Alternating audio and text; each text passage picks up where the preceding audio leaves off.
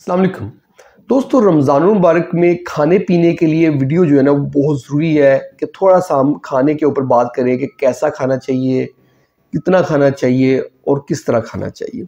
ये बहुत इम्पोर्टेंट है। देखिए, रमज़ान मुबारक में हम अपने आप को एक टाइम के खाने के लिए छोड़ देते हैं, यानी कि दोपहर का जो खाना है वो हम नहीं ले रहे होते। सुबह को हम सहरी करते हैं, वो थोड़ा सा बे टाइम का खाना होता है, बिल्कुल सुबह-सुबह उठ के करते हैं और उसके बाद हमने अफ्तारी करनी होती है जो मगरिब के वक़्त हमने करनी होती है। इसके दौरान हमने लंबा टाइम ना पानी पीना होता है, ना खाना खाना होता है। तो इसमें हमें इलेक्ट्रोलाइट्स इम्बैलेंस भी होती है जब हम एक वक़्त का खाना छोड़ते हैं और ख़ास तौर पे पानी भी जब छोड़ते हैं। तो इसमें इस चीज़ का तो ख़्याल रखना चाहिए कि हमें नमकियात वाला पानी लेना चाहिए, लाइक जैसे आप स्कंजबीन वग़ैरह पीते हैं या पानी पीते हैं, उसमें थोड़ा-सा नमक का इस्तेमाल या सालन जो है उसके अंदर नमक होता है वो हम इस्तेमाल करते हैं। तो वो बहुत ज़रूरी है कि नमकियात की कमी ना हो। तो बैलेंस खाना खाना चाहिए, यानी कि उसके अंदर कार्बोहाइड्रेट्स जो हैं और प्रोटीन और जो ऑयल है, जो लिपिड्स हैं वो भी हों, तीनों चीज़ें हों। तो ये तीनों चीज़ें अगर होंगी तो बैलेंस्ड खाना होगा। सहरी में भी कोशिश करें कि बैलेंस हो और अफ्तारी में भी बैलेंस हो। अच्छा, बहुत सारे दोस्त जो है ना समोसे, पकोड़े ये वाली चीज़ें जो है ना खाने में इफ्तारी में लेते हैं। कोशिश करें कि इन चीज़ों को अवॉइड किया जाए। कोल्ड ड्रिंक्स दोस्त लेते हैं, कोशिश करें कि इफ्तारी में कोल्ड ड्रिंक्स को, समोसे, पकोड़े, तली हुई चीज़ें ना लें, क्योंकि थोड़ा-सा रोज़ा रखा होता है, थोड़ा कुछ लोगों का दिल कर रहा होता है, तो अगर आप बहुत इसके शौकीन हैं तो बहुत थोड़ी मिकदार में लें। और सबसे इम्पोर्टेंट है कि ओवर ईटिंग नहीं करनी।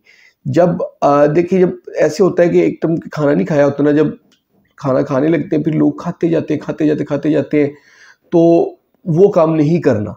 आपने कोशिश करनी है कि पानी की मिकदार भी अच्छी रखनी है, बहुत ज़्यादा पानी भी नहीं पी लेना। खाने की मिकदार पानी की और ये सारी चीज़ें, और फ्रूट चाट कुछ ले सकते हैं, समोसे पकौड़े बहुत कम लें, और जो भूख थोड़ी-सी रह जाए तब खाना-पीना छोड़ दें, ये बहुत ज़रूरी है। होता अक्सर ये है कि जब एक टाइम पे बिल्कुल कुछ नहीं खाया जा रहा और जब इफ्तारी का टाइम है तो उसमें बहुत ज़्यादा ओवर ईटिंग की जा रही है, उसमें उसकी वजह से जो है ना स्टमक के प्रॉब्लम्स होते हैं, इंटेस्टाइन के प्रॉब्लम्स होते हैं। ये सारी चीज़ें हैं। तो यही मेरी आप लोगों के लिए एडवाइस है कि बैलेंस खाना खाएँ और भूख रख के खाएँ। पानी का प्रोपोर्शन और खाने का प्रोपोर्शन सही रखें, नॉर्मल रखें। और एक ऑप्शन ये है कि आप खजूर से और शिकंजी से अफ्तारी कर लें। अफ्तारी करने के बाद कुछ पानी पीने, बहुत ज़्यादा ओवर ओवर ड्रिंक ना करें। पानी आपने ऐसे तकरीबन 2 गिलास तक पानी फ़र्ज़ करें पी लेते हैं। उसके बाद नमाज़ पढ़ें, नमाज़ पढ़ने के बाद कुछ तिलावत कर लें। उसके बाद पानी की एक रिहाइड्रेशन हो जाएगी, तो भूख अभी थोड़ी-सी होगी, तो उसके बाद फिर जो है ना आप बाकायदा खाना खा लें। ये भी एक तरीक़ाकार आप कर सकते हैं। उसमें आपने वक़फ़ा रखना है तकरीबन 35 से 40 मिनट का, यानी कि अफ्तारी से खाना खाने के दौरान। तो ये ऑप्शन भी की जा सकती है।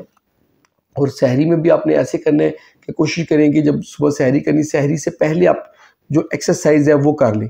क्योंकि एक्सरसाइज़ करना बहुत ज़रूरी है। उस वक़्त अगर आप एक्सरसाइज़ करें, अपनी बॉडी एक्टिव हो जाएगी और थोड़ी बहुत भूख भी लग जाएगी। क्योंकि ऐसे उठते ही फ़ौरन खाना खाने से पेट में उस तरह स्पेस भी नहीं होती, भूख भी नहीं लगी होती। लेकिन अगर आप एक्सरसाइज़ कर लेते हैं, एक्सरसाइज़ करने के बाद आप जो है ना सहरी का एहतमाम करें, सहरी का खाना खा लें, और उसमें भी ओवर ईटिंग नहीं करनी। होता अक्सर ये है कि लोग इसलिए इस नीयत से कि अब रोज़ा रख लेना है, फिर कुछ खाना नहीं है तो खाते जाएँ, ये चीज़ नहीं करनी, और इससे कोई इतना फ़र्क भी नहीं पड़ता।